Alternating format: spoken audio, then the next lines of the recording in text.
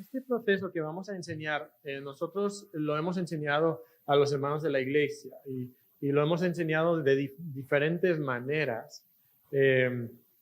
Lo que ustedes tienen aquí es una hoja que tiene algunos puntos adicionales para pastores, que yo he ajustado un poquito pensando más en la preparación de un pastor. Pero si excluimos unas 3 o 4 cositas que hay aquí, esto perfectamente tú lo pudieras enseñar a los hermanos de tu iglesia también. No es un proceso extremadamente complejo. Esto es algo que podemos hacer todos. Yo creo que todos los cristianos deberíamos de estar estudiando la palabra de Dios y no solo leyendo la palabra de Dios así superficialmente, sino estudiando la palabra de Dios. Y esto es algo que tú puedes enseñar a los hermanos de tu iglesia. Y sí tiene 2 o 3 puntos que van un poquito más allá para nosotros como pastores, que quizás un hermano de la iglesia no haría completamente. Pero en su gran mayoría, esto lo puede hacer cualquier persona, cualquier hijo de Dios. ¿Ok? Entonces vamos a ver aquí, comprensión. ¿Qué dice el texto? Aquí vamos a tomar el texto que tenemos ahí impreso. Y entonces vamos a empezar a rayar esa hoja, ¿ok? No rayen esta hoja todavía, esto es tarea. Les voy a dar un momento más uno de Filipenses para empezar a probar esto aquí nosotros. Y veremos cómo nos va el tiempo hasta qué punto llegamos, ¿no? Pero ¿qué buscas en esa hoja? ¿Qué es ese pasaje que te toca para predicar el domingo, por ejemplo? Bueno, vas a buscar palabras, ideas o frases repetidas o algunos conceptos no son repetidos, pero son pasajes claves o temas claves o conceptos claves. A veces son claves en el libro. Como has leído todo el libro, ya sabes que ese concepto es uno importante en el libro. Entonces lo destacas, aunque quizás solamente salga una vez en este pasaje específico. ¿Ok? Pero vas a buscar repetición o énfasis. Nosotros el día de hoy en el mundo moderno, si queremos enfatizar algo, lo ponemos en colores o cambiamos el tamaño de la fuente o subrayamos. Obviamente en el mundo antiguo eso no existía. Entonces, ¿cómo enfatizaban algo? Lo enfatizaban por la repetición o lo enfatizaban, por ejemplo, poniendo una palabra importante. Vamos a ver Filipenses 3 en un segundo, ¿verdad? Y en un versículo, déjame encontrarlo, ¿dónde está?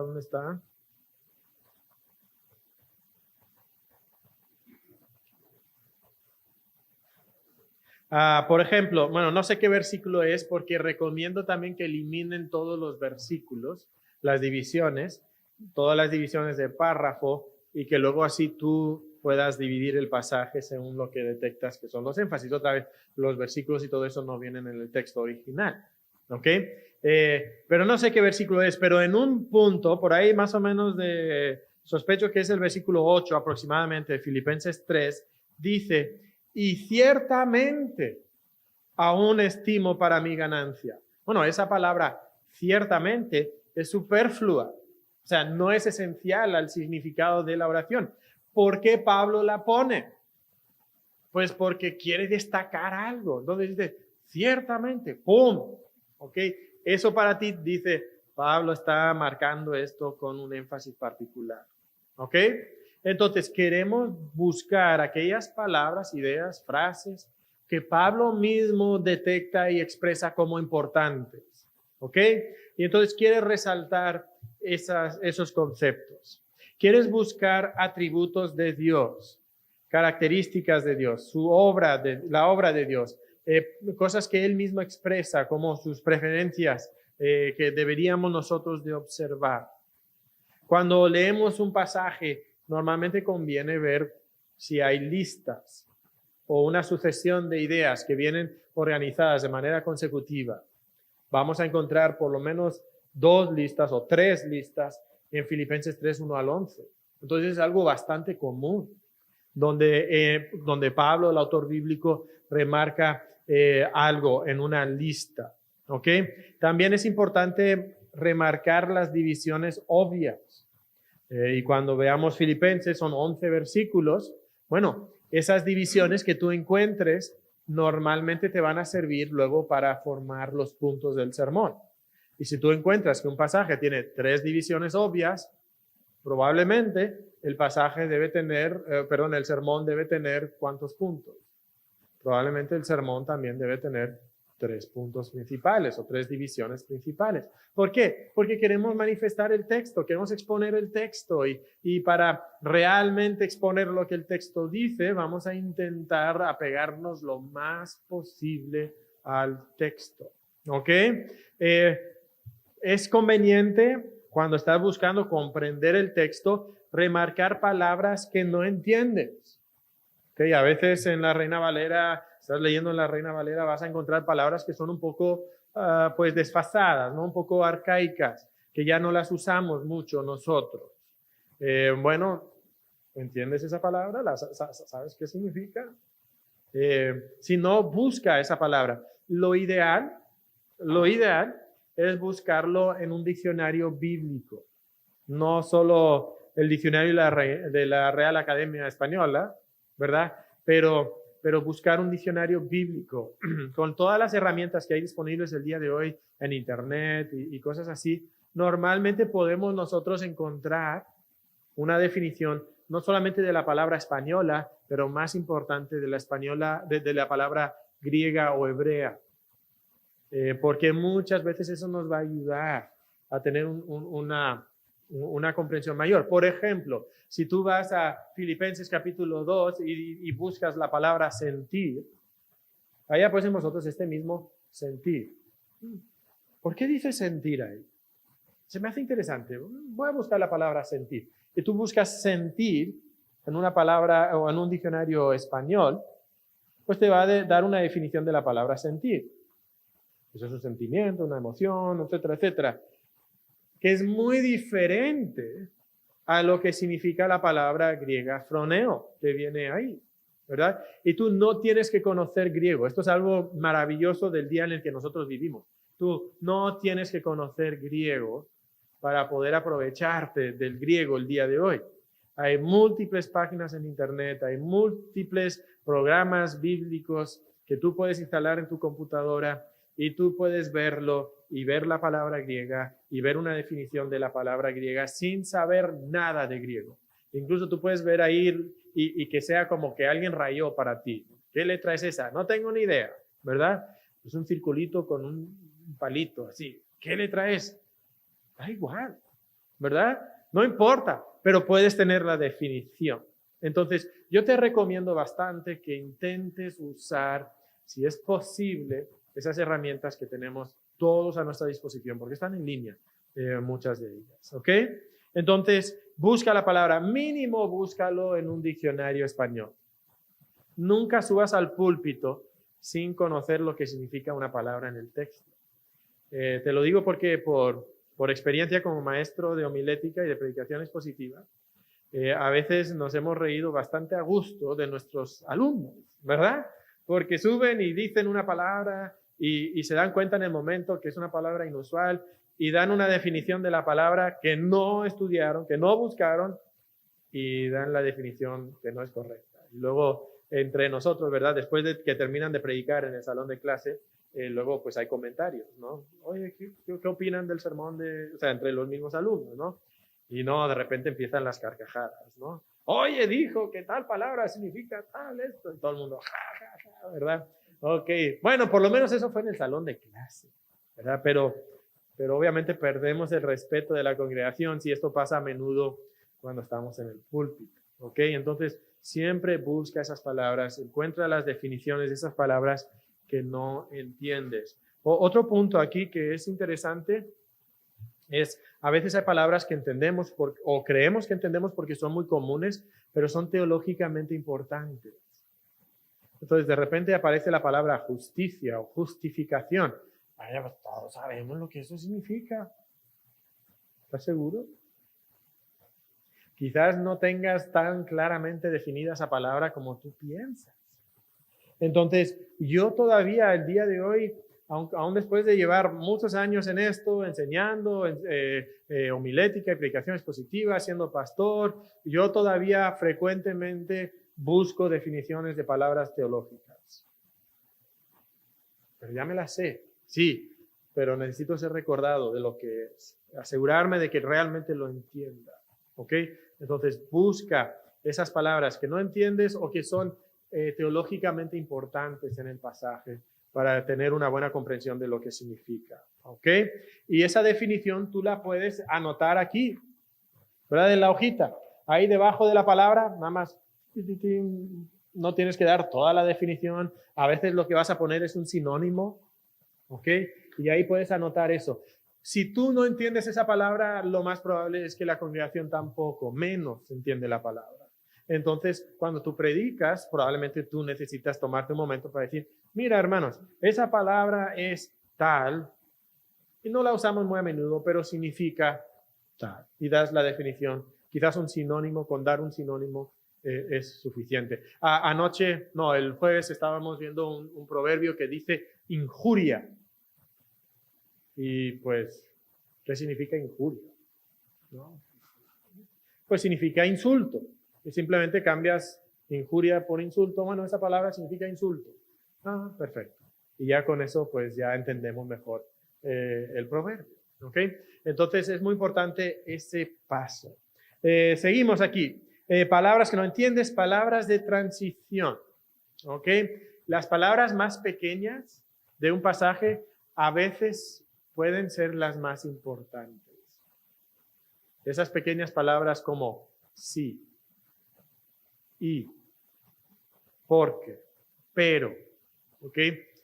Yo las veo como señales de tráfico. ¿Okay? Es como cuando vas manejando la carretera y quizás es de noche y de repente a la distancia ves como una señal de esas amarillas, ¿no? Que tiene una flecha y hace así. ¿Ok? Entonces te indica que la carretera va para acá. ¿Ok?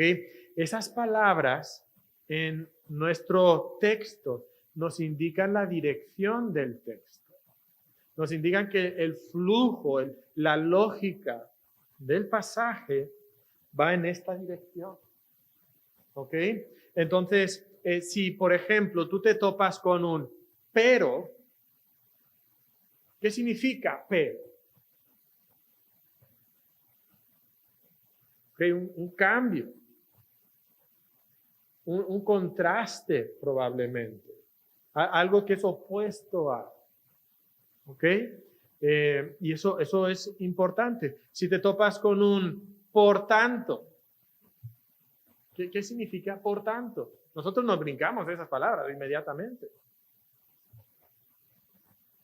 Sí, es como una consecuencia, una conclusión, ¿verdad? Ya hemos dicho esto, por tanto, sigue esto otro. Pues esto es importante, ¿no? A veces llegamos a un pasaje y el pasaje inicia con por tanto. ¿Ah?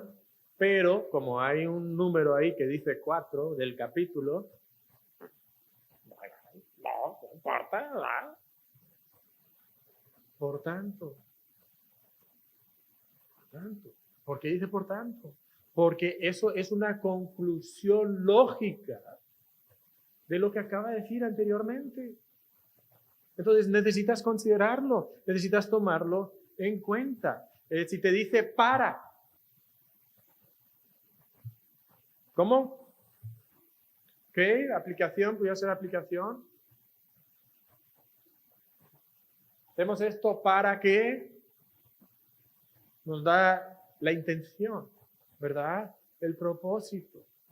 ¿Cuál es la intención de hacer esto? Hacemos esto esperando que se produzca este resultado.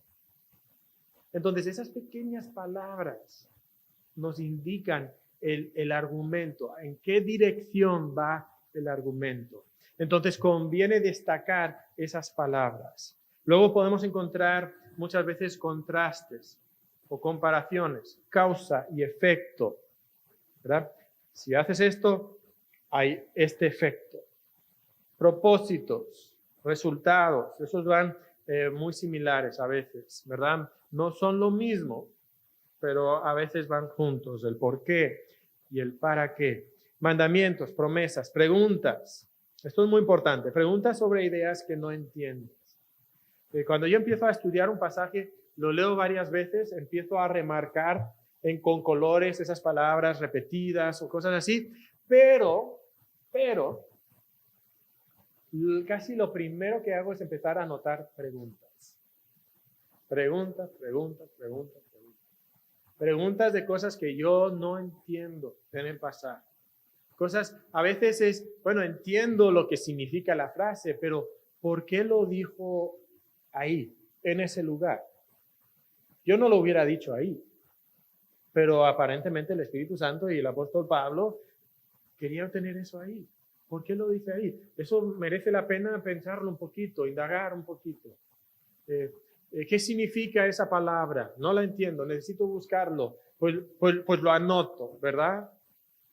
Estas son cosas que debemos de hacer. Muchas veces yo con un pasaje, aunque sea un pasaje corto, yo puedo terminar con una lista de 15 o 20 preguntas que yo quiero contestar.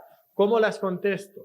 Bueno, la primera manera como las contesto es estudiando yo mismo. Pero normalmente se quedan algunas preguntas sin contestar todavía. Todavía no lo entiendo. He hecho mi mejor esfuerzo. Y es aquí donde los comentarios ahora sirven y son una herramienta. Me ayudan. ¿Ok? Yo voy a los comentarios y digo, ¿sabes qué? No entiendo esa frase en el versículo 4. ¿Qué significa? No lo comprendo. Estudié, comparé con otros pasajes, busqué esa palabra en el diccionario. No, la verdad no sé. Bueno, ahora considero lo que comentaristas han dicho sobre eso. Y muchas veces ahí encontramos entonces la respuesta. Pero es hasta este punto que usamos los comentarios, no antes, sino hasta este punto, ¿ok? Y luego intento resumir de qué trata el pasaje. Y esto es algo muy breve, normalmente 4 o 5 palabras, a veces 3 palabras, algo así como el amor de Dios. Que ese es el tema central del pasaje. A veces puede ser un poquito más largo, 7, 8 palabras. El valor del Evangelio de Jesucristo. Pero va a ser una frase, va a ser algo muy, muy resumido, algo muy, muy general. ¿Ok? ¿Preguntas con eso? ¿No? Vamos a terminar de leer entonces lo que hay bajo interpretación y aplicación y vamos a entonces ponernos ya a trabajar sobre Filipenses 3, 1 al 11. ¿Ok? Interpretación. ¿Qué significa el pasaje? ¿Qué quería lograr el autor en la vida de sus lectores? ¿Por qué lo escribió? No lo escribió simplemente porque sí, sino había un propósito. Eso a mí me va a ayudar a interpretar correctamente el pasaje, pero sobre todo me va a ayudar a la hora de predicar.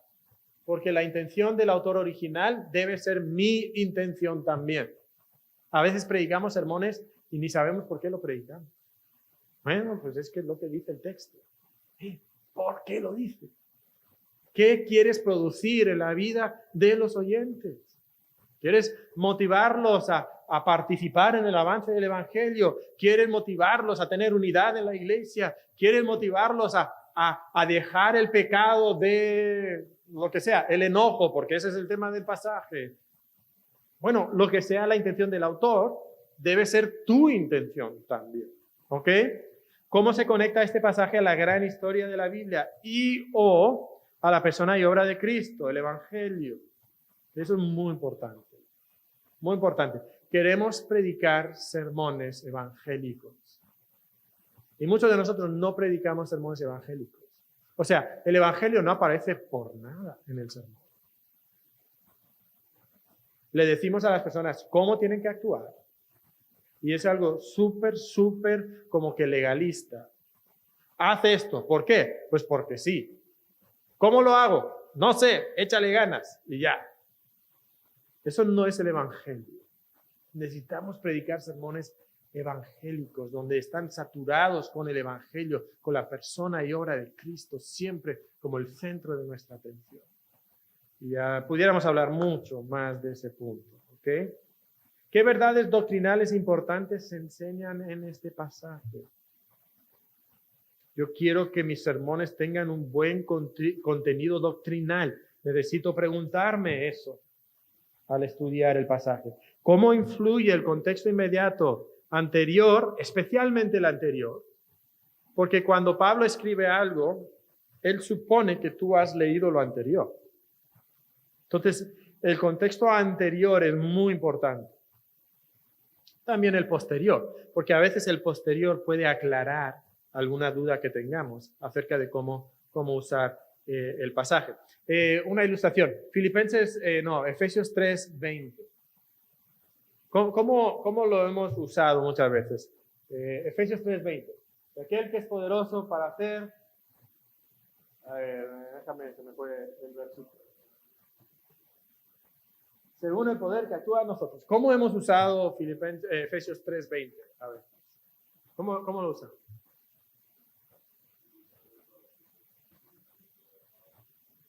Claro, ¿verdad? Oye, tú necesitas 5,000 pesos para pagar la colegiatura en la UCLA, ¿verdad? ¿Dónde vas a sacar 5,000 pesos? No, tú ora, Dios te puede dar 10,000, ¿verdad? Oye, tu empresa, tu negocio familiar, no, Dios te puede dar mucho más, ¿verdad? Tú quieres un carrito, ¿verdad? Y te conformarías con un bochito, Dios te puede dar un Ferrari, ¿verdad? Dios te puede dar mucho más de lo que nosotros pedimos o nos imaginamos. Ahora, una pregunta. ¿Tienes ahí el pasaje? ¿Qué dice el pasaje anterior? ¿Qué es el tema del pasaje anterior?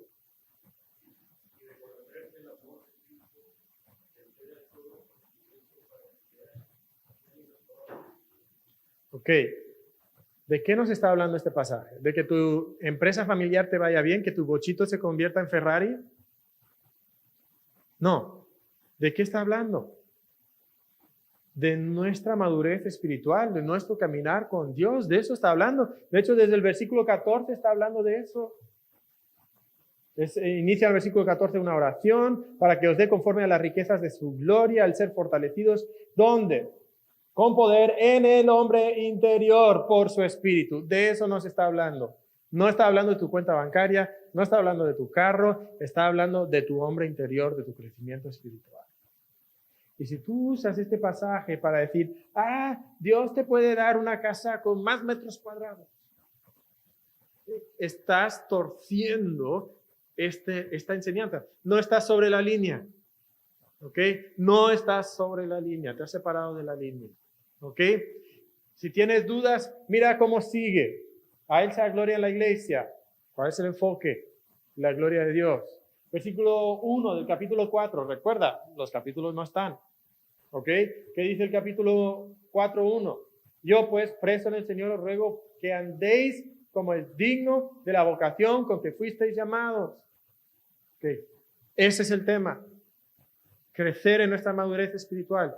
Vivir para la gloria de Dios. Vivir dignos de nuestra vocación. Ese es el tema de Efesios 3:20.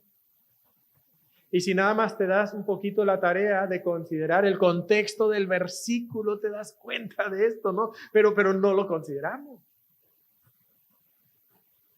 Y entonces decimos cosas como, tu bochito se puede convertir en Ferrari. Y no es lo que Dios dice. No es lo que Dios dice, ¿ok?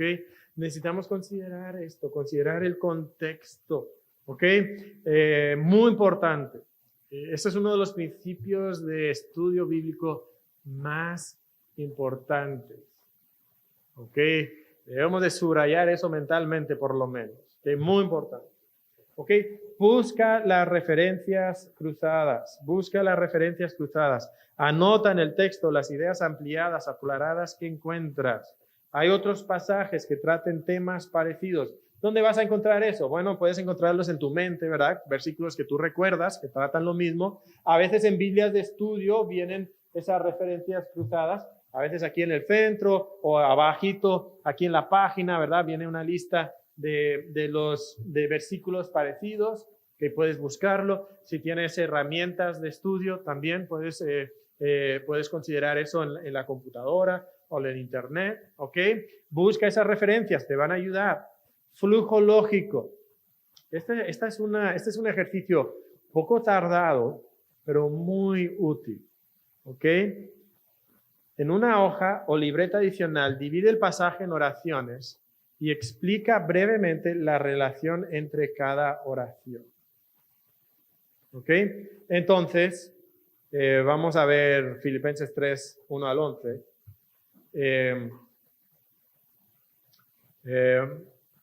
Dice el versículo 2, guardaos de los perros, guardaos de los malos obreros, guardaos de los mutiladores del cuerpo. Y luego inicia otra oración. Porque nosotros somos la circuncisión, los que en el Espíritu servimos a Dios y nos gloriamos en Cristo Jesús.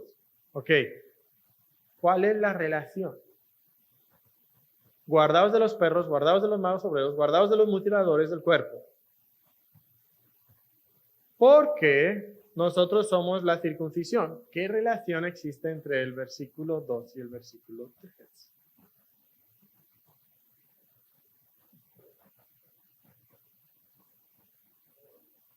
¿Cómo? ¿Ok? No confiar en las obras. Pero ¿qué relación? Pensemos de manera muy, muy específica en estos versículos.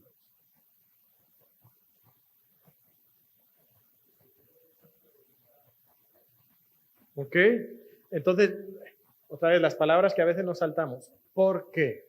¿Qué significa la palabra por qué? ¿Qué nos comunica? ¿Debido a qué? O una razón. ¿Ok? Guárdate de los perros, los malos obreros, los mutiladores del cuerpo. Y ahí tendríamos nosotros que hacernos la pregunta, ¿quiénes son los perros y los malos obreros y los mutiladores del cuerpo? ¿Quiénes son? Los judíos, los judaizantes, ¿verdad? ¿Quiénes mutilaban el cuerpo? Pues los judíos, ¿verdad? La circuncisión. Muchas cosas interesantes aquí. ¿Ok? Hablaremos de estas en un momento. ¿Ok? ¿Por qué te tienes que guardar de ellos? Bueno, aquí nos dice el por qué. Porque nosotros somos la verdadera circuncisión. Tú no tienes que seguir a estos perros. ¿Ok? Palabra fuerte, ¿verdad? ¿Por qué no? Porque ya tienes la circuncisión espiritual. Entonces nos da la razón. ¿Ok? Entonces a veces entre oración y oración solo tienes que poner una palabra o dos palabras. Razón. O algo así. ¿Ok? Eso es algo muy útil. Y yo quiero invitarles a hacer ese proceso. ¿Ok? No te saltes ese paso. Porque otra vez te ayuda a desarrollar el flujo lógico, a entender el flujo lógico. ¿Qué dice Pablo y por qué lo dice? Muy importante, ¿ok? Y luego puedes hacer una lista de preguntas sobre cosas que no entiendes para consultar en otras herramientas. Y ahora intentamos contestar la siguiente pregunta. ¿Qué dice el pasaje acerca del tema central que anotaste arriba? Ok, entonces quizás arriba pusimos algo así general como el amor de Dios. Sí, pero ¿qué dice acerca del amor de Dios? Okay. Eso va a ser muy importante a la hora de desarrollar la proposición o la idea principal del sermón. ¿Ok? Entonces vale la pena intentar resumir todo en esos dos puntos. Tema, de qué trata el pasaje y la enseñanza sobre ese tema. A veces cuando estamos preparando un sermón nos conformamos con simplemente decir el tema. Y es algo tan general. Quiero hablar del amor de Cristo. Bueno, ese es un tema súper amplio. ¿Qué vas a decir acerca del amor de Cristo? Bueno, espero que vayas a decir lo que dice el texto, ¿no? Sobre el amor de Cristo. Bueno, ¿qué dice este texto sobre el amor de Cristo? Bueno, ahí lo desgloso un poquito, resumo toda la enseñanza del pasaje y ahora ya estoy muy, muy cerca de la proposición para mi sermón del domingo. Y eso lo veremos el próximo día cuando nos reunamos. ¿Ok?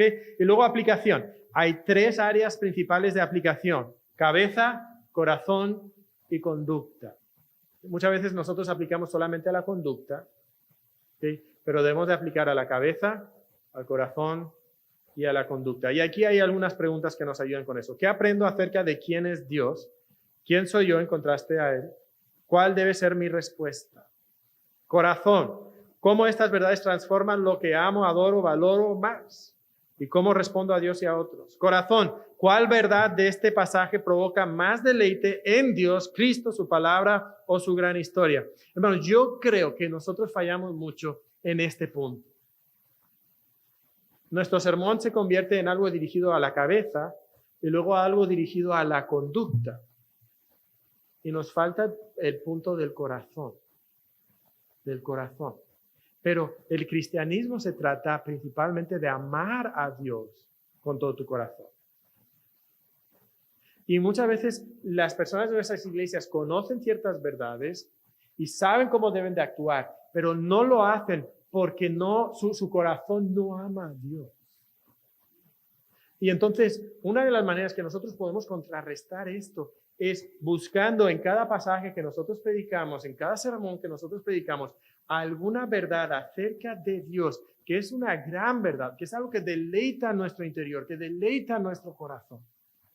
Y entonces pasar unos minutos como que realzando eso delante de la congregación, que ellos se puedan deleitar en eso, que ellos puedan amar eso, que eso prenda en su corazón ese fuego de amor por Dios. Y ahora entonces, cuando yo les digo, pues ahora haz esto, van a decir, claro que sí, porque esto es verdad y porque amo a Dios, por supuesto voy a actuar de esa manera. Pero nos brincamos este paso. Entonces, pasa un tiempo buscando esa verdad que puede deleitar tu corazón, tuyo primero, y luego usa eso en el sermón para llegar al corazón de los hermanos. Conducta, ¿qué cambios prácticos debo buscar como resultados de un corazón cambiado? Luego, como pastor, a mí me gusta pensar de la siguiente manera: ¿qué aplicaciones existen para el individuo, la iglesia y el inconverso? Entonces, ¿qué aplicaciones existen para el individuo particular, el creyente individual que me está escuchando, para su vida personal? Pero eso no es la única aplicación que debemos hacer, ¿ok? Debemos también estar aplicando al inconverso. ¿Okay? Hay personas inconversas, espero, ¿verdad?, que estén en la iglesia, y algunas de las personas que nosotros pensamos que son salvas no lo son. Entonces debemos de siempre dirigirnos al inconverso. ¿Okay? Y luego también sirve mucho hablar a la iglesia en un sentido general, cómo nosotros como comunidad cristiana debemos de vivir juntos, porque la expresión más fuerte, más clara, más poderosa del Evangelio de Cristo no es el individuo, sino es el cuerpo. Eso es lo que atrae, la vida en amor. Cuando nos ven que tenemos amor, sabrán que somos sus discípulos. Y ese testimonio comunitario es muy importante. Entonces debemos de constantemente estar instruyendo a la congregación sobre esa vida comunitaria. ¿Ok? Entonces, esos son tres aspectos que en lo personal a mí me gusta como que tomar un momento para pensar. ¿Cómo puedo aplicar este pasaje al individuo, a la iglesia, al inconverso? ¿Ok? Ahora, vamos a poner esto en práctica y les voy a dar unas hojas con Filipenses 3.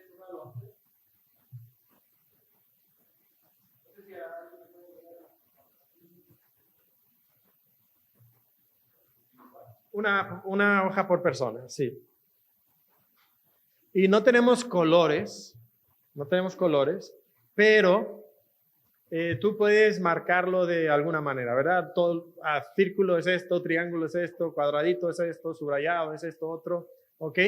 Pero vas a tomar una de estas hojas que dice comprensión, interpretación y aplicación. Sí, no vas a rayar esta hoja tú la vas a guardar para Colosenses, ¿ok?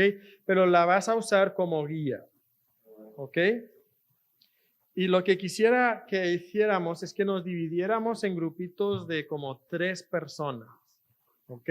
3 personas. Y que estudiemos esto y que intentemos esto, ¿ok? Empezando con eso de comprensión. ¿Qué dice el texto? ¿Ok? Lo primero que vamos a hacer es palabras, ideas o frases repetidas o claves en el pasaje, ¿ok? Entonces, pues rompan un poco la formación en la que están, ¿ok? Algunos pueden pasarse del otro lado de la mesa, quizás, para armar los grupos. Aquí hay espacio también, acá al frente. Rompemos formación y estudiamos el pasaje. Ahora, al final de este estudio, tu hoja debe estar rayada, pero casi completamente cubierta con cosas que tú has escrito, rayado, apuntado, anotado, flechas, ¿verdad? conectando dos conceptos.